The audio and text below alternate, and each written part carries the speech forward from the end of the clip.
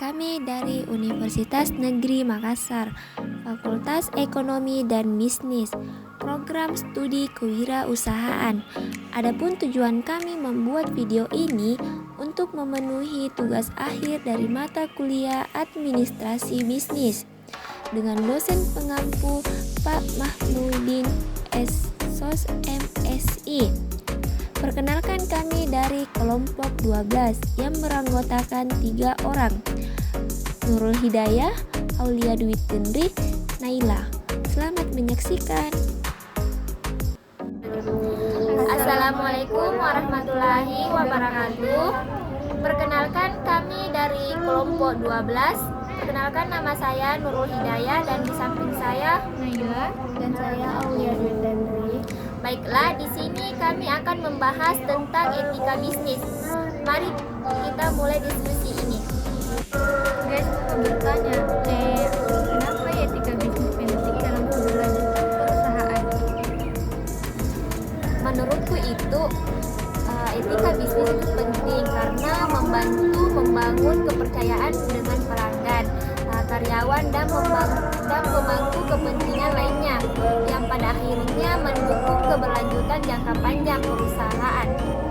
Tapi meskipun etika bisnis dianggap penting, mengapa beberapa perusahaan tetap dapat bertahan dan bahkan berkembang tanpa mematuhi standar etika yang ketat, dengan memanfaatkan celah hukum dan mengandalkan strategi pemasaran yang agresif?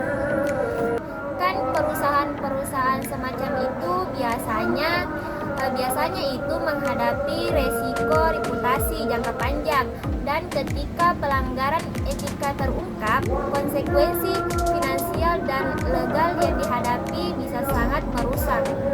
Terus, bagaimana etika bisnis dapat mempengaruhi keputusan manajerial dalam suatu perusahaan? Etika bisnis mempengaruhi keputusan manajerial dengan memastikan bahwa keputusan tersebut tidak hanya didasarkan pada keuntungan finansial, tetapi juga mempertimbangkan dampak sosial, lingkungan, dan moral. Terus menurut kalian apa saja tantangan yang dihadapi perusahaan dalam menerapkan etika bisnis? Kalau menurutku, tantangannya itu bisa termasuk perbedaan budaya, tekanan untuk mencapai target keuangan jangka pendek, konflik kepentingan, dan kekurangan regulasi yang jelas di beberapa daerah. Coba berikan contoh kasus di mana etika bisnis diabaikan dan jelaskan akibatnya. Contoh kasusnya itu seperti skandal Enron, di mana dia itu manipulasi laporan keuangan dan praktik bisnis yang tidak etis yang menyebabkan kebangkrutan perusahaan dan kerugian besar bagi para pemegang saham.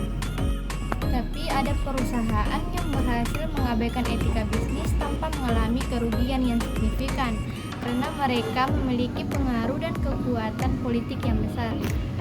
Kasus-kasus seperti itu memang ada, namun ketika skandal etika terungkap, dampaknya bisa sangat merusak, seperti yang terjadi pada banyak perusahaan besar yang terlibat dalam pelanggaran tersebut.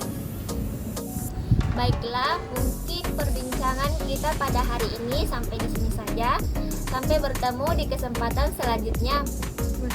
Wassalamualaikum warahmatullahi wabarakatuh.